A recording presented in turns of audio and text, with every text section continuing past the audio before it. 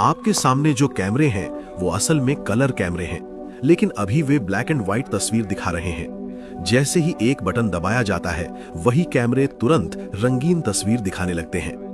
यही वो खास पल था जब अमेरिका ने आधिकारिक रूप से ब्लैक एंड व्हाइट टीवी से कलर टीवी की तरफ कदम बढ़ाया, और ऐसा करने वाला दुनिया का पहला देश बन गया। इसके बाद धीरे धीरे अगले 30 सालों में दुनिया के बाकी सभी देशों ने भी कलर टीवी अपना लिया। फ्रांस ने भी अपने तरीके से इस बदलाव को अपनाया। उस समय ये सब बहुत बड़ी और खास घटनाएं थीं, क्योंकि पहली बार लोग टीवी पर असली रंग देख पा रहे थे। लेकिन हैरानी की बात यह है कि कलर टीवी का आविष्कार तो इससे लगभग 30 साल पहले ही हो चुका था। फिर सवाल आता है कि जब तकनीक पहले से मौजूद थी तो लोगों तक पहुंचने में इतना समय क्यों लगा? असल में उस समय कलर टीवी बनाना आसान नहीं था। तकनीक बहुत जटिल थी, खर्च ज्यादा था, और पुराने ब्लैक एंड व्हाइट टीवी के साथ इसे चलाना भी मुश्किल था। इसलिए इसे आम लोगों तक पहुंचने में काफी समय लग गया। आज हमें ये चीज बहुत आसान और सामान्य लगती है, लेकिन पहले ब्लैक एंड व्हाइट टीवी से कलर टीवी बनाना बहुत बड़ी और मुश्किल चुनौती थी। उस समय की तकनीक इतनी सरल नहीं थी, इसलिए इसे समझाने के लिए पूरी प्रक्रिया को एनिमेशन के जरिए दिखाया गया, ताकि लोग आसानी से समझ सकें कि शुरुआती टीवी कैसे काम करते थे। शुरुआती टीवी मैकेनिकल थे, जिनमें बहुत ही अनोखी इंजीनियरिंग इस्तेमाल होती थी। इसके साथ ही 19वीं सदी की इलेक्ट्रॉनिक्स भी काफी जटिल थी, जिसने आगे चलकर कलर टीवी को संभव बनाया। सबसे हैरान करने वाली बात यह थी कि उस समय कलर डेटा को दूर तक भेजने के तरीके भी काफी कठिन और दिमाग घुमा देने वाले थे। अगर हमें समझना है कि कलर टीवी हमारे घरों तक कैसे पहुंचा, तो हमें टीवी के शुरुआती दौर तक वापस जाना पड़ेगा। उस समय लोगों के दिमाग में एक साफ आइडिया था, चलती हुई तस्वीरों को कैप्चर करना, उन्हें दूर तक भेजना और फिर दूसरी जगह पर दिखाना। हालांकि उस समय तक ऐसा कोई उपकरण मौजूद नहीं था, लेकिन लोगों को यकीन था कि अगर ऐसा हो जाए तो ये बहुत ही कमाल की चीज होगी। इसी सोच के साथ 1925 में स्कॉटलैंड के आविष्कारक जॉन लोगी बेड ने दुनिया का पहला टीवी बनाकर दिखाया। उस समय टीवी बहुत अलग तरीके से काम करता था। व्यक्ति एक घूमने वाली डिस्क के सामने बैठता था, जिसमें 30 छोटे छोटे छेद बने होते थे। ये छेद एक खास घुमावदार स्पाइरल पैटर्न में लगे होते थे। जब ये डिस्क घूमती थी तो ये छेद एक एक करके सामने से गुजरते और तस्वीर को लाइन बाय लाइन स्कैन करते थे। जैसे ही हर छेद सामने आता, वो बाहर की रोशनी को मशीन के अंदर जाने देता था। ये रोशनी एक खास हिस्से पर पड़ती थी, जिसे फोटो इलेक्ट्रिक सेल कहते हैं। ये सेल थैलियम नाम के पदार्थ से बना होता था, जो रोशनी पड़ने पर बिजली पैदा करता था। जितनी ज्यादा रोशनी पड़ती, उतनी ज्यादा बिजली बनती। जब डिस्क घूमती थी तो ये इंसान की पूरी तस्वीर को धीरे धीरे स्कैन करती थी। इस दौरान फोटो इलेक्ट्रिक सेल रोशनी में हो रहे बदलाव को पकड़ता और उसे इलेक्ट्रिक सिग्नल यानी विद्युत संकेत में बदल देता। फिर इस सिग्नल को रेडियो वेव्स या टेलीफोन केबल के जरिए दूसरी जगह भेजा जाता था। दूसरी तरफ यानी टीवी स्क्रीन पर यही प्रक्रिया उल्टी हो जाती थी। पहले इस सिग्नल को मजबूत यानी एम्पलीफाई किया जाता था, फिर इसे एक लाइट बल्ब तक भेजा जाता था। यह बल्ब एक दूसरी घूमने वाली डिस्क के पीछे लगा होता था, जो बिल्कुल पहली वाली डिस्क जैसी ही होती थी। जैसे ही ये दूसरी डिस्क घूमती, इलेक्ट्रिक सिग्नल के हिसाब से बल्ब की रोशनी कम ज्यादा होती रहती थी। ये रोशनी सामने लगे कांच के स्क्रीन पर पड़ती थी और एक एक लाइन बनाते हुए पूरी तस्वीर तैयार करती थी। असल में ये सिर्फ एक छोटा सा रोशनी का बिंदु यानी डॉट होता था, लेकिन ये इतनी तेजी से पूरी तस्वीर बना देता था कि हमारी आंखें इसे एक पूरी इमेज के रूप में देखती थीं। हालांकि ये सिस्टम परफेक्ट नहीं था।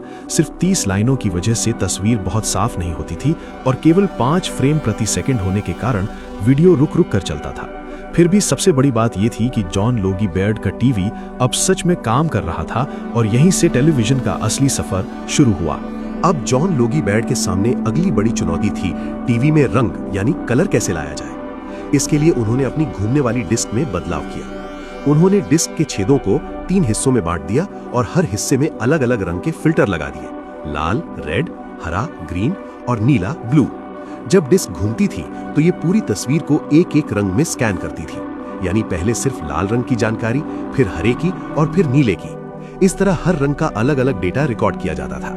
टीवी के दूसरी तरफ रिसीवर में भी यही प्रक्रिया उल्टी तरह से होती थी। जब लाल रंग का सिग्नल आता तो वही लाल फिल्टर के समय लाइट को कंट्रोल करता, फिर हरे सिग्नल के लिए हरा फिल्टर और नीले के लिए नीला फिल्टर काम करता था। इस तरह बहुत तेजी से लाल, हरे और नीले रंग की अलग अलग तस्वीरें एक के बाद एक दिखाई जाती थीं। हर तस्वीर में थोड़ी थोड़ी रोशनी का फर्क होता था। क्योंकि हमारा दिमाग कुछ समय तक इमेज को याद रखता है, ये तीनों रंग मिलकर हमें एक पूरी रंगीन यानी कलर तस्वीर दिखाते थे। हमें अलग अलग रंग नहीं दिखते, बल्कि एक साफ कलर इमेज दिखाई देती है। 1928 में बेयर्ड ने अपने इस कलर टीवी का प्रदर्शन एक इवेंट में किया। उन्होंने कैमरे के सामने अलग अलग रंग के फूल और स्ट्रॉबेरी की टोकरी रखी ताकि लोग रंगों को साफ देख सकें। हालांकि उस समय स्क्रीन बहुत छोटी थी, सिर्फ 2 इंच चौड़ी, लेकिन फिर भी लोग उस रंगीन तस्वीर को देखकर हैरान रह गए। उन्हें पहली बार टीवी पर इतने अच्छे रंग देखने को मिले। और इस तरह एक बार फिर जॉन लोगी बेयर्ड ने दुनिया में सबसे पहले कलर टीवी बनाकर इतिहास रच दिया। लेकिन एक बड़ी समस्या थी। जॉन लोगी बेयर्ड का मैकेनिकल टीवी बहुत सीमित था। इसकी तस्वीर बहुत साफ नहीं होती थी, क्योंकि इसमें सिर्फ 15 लाइन का रेजोल्यूशन था। साथ ही ये सिर्फ 5 फ्रेम प्रति सेकंड दिखाता था, जिससे वीडियो रुक रुक कर चलता था। अगर उन्हें अच्छी और स्मूथ तस्वीर बनानी होती तो उन्हें बहुत बड़ा पहिया, डिस्क, बहुत तेज गति से घुमाना पड़ता, जो प्रैक्टिकली संभव नहीं था। इसलिए ये तकनीक ज्यादा आगे नहीं बढ़ पाई। बेयर्ड अपने सिस्टम पर काम करते रहे, लेकिन दूसरी तरफ दुनिया के बाकी वैज्ञानिक एक नई तकनीक पर काम कर रहे थे, इलेक्ट्रॉनिक टीवी। इस नई तकनीक की शुरुआत बहुत पहले हो चुकी थी। लगभग 60 साल पहले जर्मनी के वैज्ञानिक हाइनरिच गाइसलर और जूलियस प्लकर गैस और बिजली पर प्रयोग कर रहे थे। उन्होंने एक कांच की ट्यूब ली, उसके अंदर 2 धातु के टुकड़े लगाए और उसमें से ज्यादातर हवा निकाल दी, यानी वैक्यूम बना दिया। फिर उन्होंने उसमें बिजली प्रवाहित की। जैसे ही उन्होंने ऐसा किया, पूरी ट्यूब चमकने लगी, जिसे देखकर वे हैरान रह गए। जब उन्होंने ट्यूब के अंदर से और ज्यादा हवा निकाली तो ये रोशनी एक जगह इकट्ठा होकर ट्यूब के एक सिरे पर फोकस होने लगी। इसके बाद प्लकर ने ट्यूब के पास एक चुंबक रखा तो उन्होंने देखा कि रोशनी अपनी जगह बदलने लगी। असल में क्या हो रहा था? बिजली की वजह से इलेक्ट्रॉन कैथोड से निकलकर ट्यूब के अंदर आगे बढ़ रहे थे। जब ये इलेक्ट्रॉन ट्यूब के आखिर में टकराते थे तो ऊर्जा के रूप में रोशनी पैदा होती थी। बाद में एक और जर्मन वैज्ञानिक फर्डिनेंड ब्राउन ने इस आइडिया को आगे बढ़ाया और कैथोड रे ट्यूब यानी CRT बना दी। ये एक खास तरह की ट्यूब थी जिसमें इलेक्ट्रॉन गन होती थी और 2 चुंबक लगे होते थे। ये चुंबक इलेक्ट्रॉन बीम को ऊपर नीचे और दाएं बाएं घुमा सकते थे, जिससे रोशनी को स्क्रीन पर सही जगह पर भेजा जा सकता था। यही तकनीक आगे चलकर इलेक्ट्रॉनिक टीवी की नींव बनी, जिसने मैकेनिकल टीवी को पूरी तरह बदल दिया। 1920 के आखिर तक दुनिया भर के कई वैज्ञानिक कैथोड रे ट्यूब का इस्तेमाल करके टीवी बनाने की कोशिश कर रहे थे। सभी इस टेक्नोलॉजी को समझने और बेहतर टीवी बनाने में लगे थे। तभी एक आविष्कारक ने आखिरकार इस समस्या का हल ढूंढ ही लिया। साफ और स्मूथ तस्वीर दिखाने के लिए वैज्ञानिकों ने एक नई तकनीक अपनाई, जिसे कैथोड रे ट्यूब यानी CRT कहते हैं। पहले वाले मैकेनिकल टीवी में घूमने वाले पार्ट्स होते थे, लेकिन CRT में ऐसा कुछ नहीं था। ये बिना किसी मूविंग पार्ट के स्क्रीन पर लाइन बाय लाइन तस्वीर बना सकता था। CRT के अंदर एक इलेक्ट्रॉन बीम होती थी, जिसे खास पार्ट्स यानी डिफ्लेक्टर्स की मदद से ऊपर नीचे और दाएं बाएं घुमाया जाता था। ये बीम स्क्रीन पर लाइन बनाती थी और सिग्नल के हिसाब से उसकी चमक बदलती रहती थी। इसी से साफ और बेहतर इमेज बनती थी। 1927 में जापान के आविष्कारक केंजिरो ताकायानागी ने दिखाया कि CRT से टीवी बनाना संभव है। उन्होंने 100 लाइनों वाला डिस्प्ले बनाया, जो उस समय के हिसाब से बहुत बड़ी उपलब्धि थी। लेकिन उनकी मशीन अभी भी तस्वीर कैप्चर करने के लिए पुराने मैकेनिकल सिस्टम पर ही निर्भर थी। अब सबसे बड़ी समस्या ये थी कि बिना मैकेनिकल सिस्टम के, यानी सिर्फ इलेक्ट्रॉनिक तरीके से तस्वीर को रिकॉर्ड कैसे किया जाए। कई सालों की मेहनत के बाद 1933 में व्लादिमीर ज़्वोरिकिन ने इसका हल निकाला। उन्होंने आइकोनोस्कोप नाम का डिवाइस बनाया, जो दुनिया का पहला वीडियो कैमरा माना जाता है। ये कैसे काम करता था? जब किसी वस्तु यानी सब्जेक्ट से रोशनी आती थी तो वो पहले एक लेंस से गुजरती थी और अंदर एक पतली शीट यानी माइका शीट पर फोकस होती थी। इस शीट के पीछे चांदी की परत होती थी और सामने हजारों छोटे छोटे दाने यानी ग्रेन्स लगे होते थे, जो छोटे पिक्सल की तरह काम करते थे। जब इन दानों पर रोशनी पड़ती थी तो वे इलेक्ट्रॉन छोड़ देते थे और अपना चार्ज खो देते थे। जितनी ज्यादा रोशनी पड़ती उतने ज्यादा इलेक्ट्रॉन निकलते। इस तरह उस शीट पर एक तरह की इमेज सेव हो जाती थी। जहां ज्यादा रोशनी थी वहां चार्ज कम होता और जहां अंधेरा था वहां चार्ज बचा रहता। इसके बाद ट्यूब के अंदर एक इलेक्ट्रॉन गन इस शीट को लाइन बाय लाइन स्कैन करती थी, बिल्कुल CRT की तरह। जहां चार्ज बचा होता था वहां से इलेक्ट्रॉन वापस उछलकर एक डिटेक्टर से टकराते थे। ये डिटेक्टर उस जानकारी को इलेक्ट्रिक सिग्नल में बदल देता था। फिर इस सिग्नल को दूर भेजा जा सकता था और टीवी में वापस इमेज के रूप में दिखाया जा सकता था। यही तकनीक आगे चलकर आधुनिक इलेक्ट्रॉनिक टीवी का आधार बनी।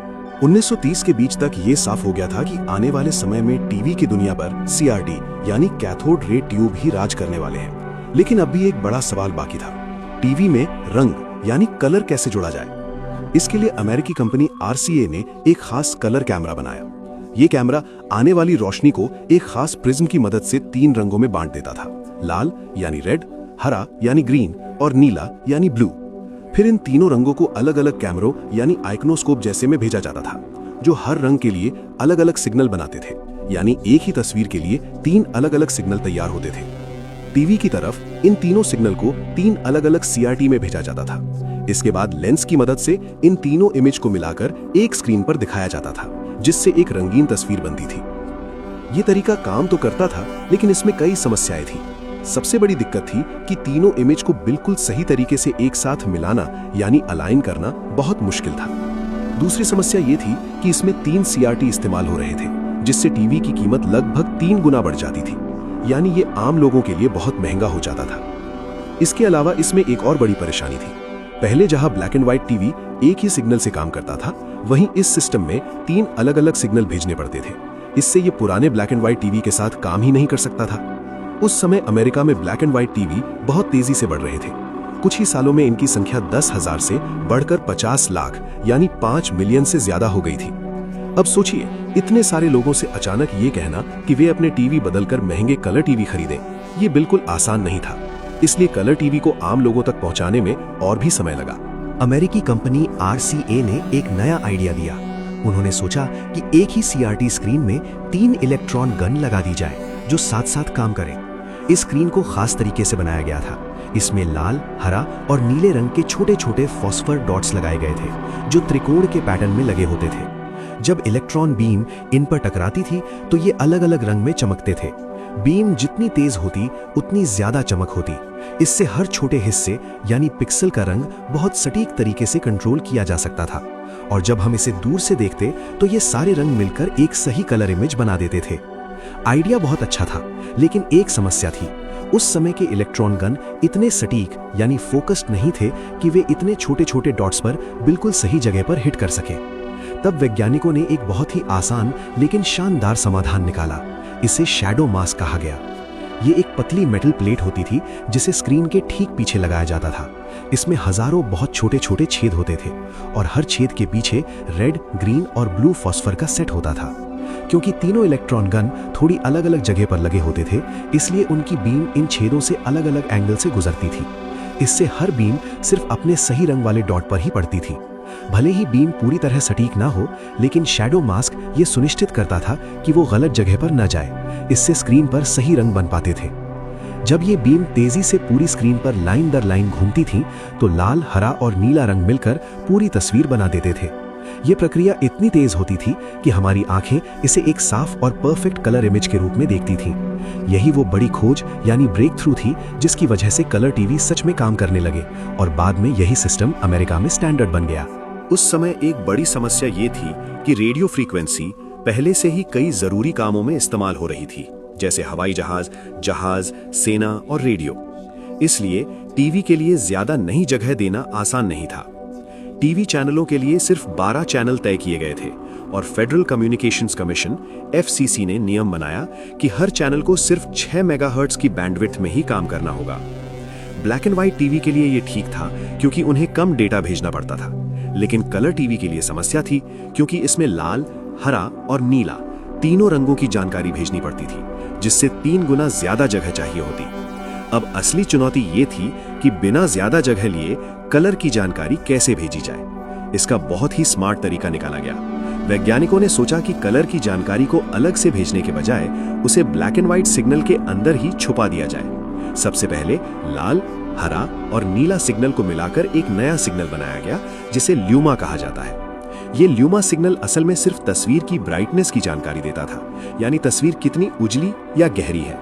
यही signal black and white TV भी आसानी से समझ सकते थे।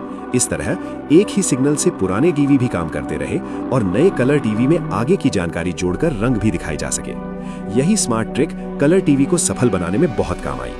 ये सिग्नल असल में वही था जो ब्लैक एंड व्हाइट टीवी इस्तेमाल करते थे, यानी सिर्फ ब्राइटनेस यानी चमक की जानकारी देता था।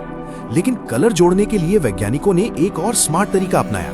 उन्होंने रंगों की जानकारी को सीधे भेजने के बजाय खास फॉर्मूलों की मदद से 2 नए सिग्नल बनाए, जिन्हें I और Q कहा गया। I सिग्नल मुख्य रूप से नारंगी और नीले रंग से जुड़ा था और Q सिग्नल हरे और बैंगनी रंग से जुड़ा था। ये सिग्नल एक वेव की तरह आगे पीछे बदलते रहते थे और उनकी ताकत एम्पलीट्यूड से ये पता चलता था कि रंग कितना गहरा या हल्का है। इसके बाद इन दोनों सिग्नल को 90 डिग्री के फर्क से मिलाया गया, जिससे एक नया सिग्नल बना जिसे क्रोमिनेंस कहा जाता है। यही सिग्नल असल में रंग की जानकारी लेकर चलता था। इस क्रोमिनेंस सिग्नल को 3.57 मेगाहर्ट्ज की फ्रीक्वेंसी पर ल्यूमा सिग्नल के ऊपर छुपा दिया जाता था। अब कमाल की बात देखो, ब्लैक एंड व्हाइट टीवी इस 3.57 मेगाहर्ट्ज वाले हिस्से को नजरअंदाज कर देते थे और सिर्फ ल्यूमा सिग्नल से तस्वीर दिखा देते थे। लेकिन कलर टीवी ल्यूमा को अलग करके सिर्फ क्रोमिनेंस सिग्नल निकाल लेते थे और उससे रंग बना लेते थे। हर लाइन शुरू होने से पहले एक छोटा सा सिग्नल यानी रेफरेंस वेव भेजा जाता था, जिससे टीवी समझ पाता था कि असली सिग्नल को कैसे पढ़ना है। फिर टीवी उस सिग्नल को कंपेयर करके पहले आई सिग्नल निकालता था, फिर उसे 90 डिग्री घुमाकर क्यू सिग्नल निकालता था। इसके बाद मैथ्स को उल्टा करके असली लाल, हरा और नीला सिग्नल वापस बना लिए जाते थे।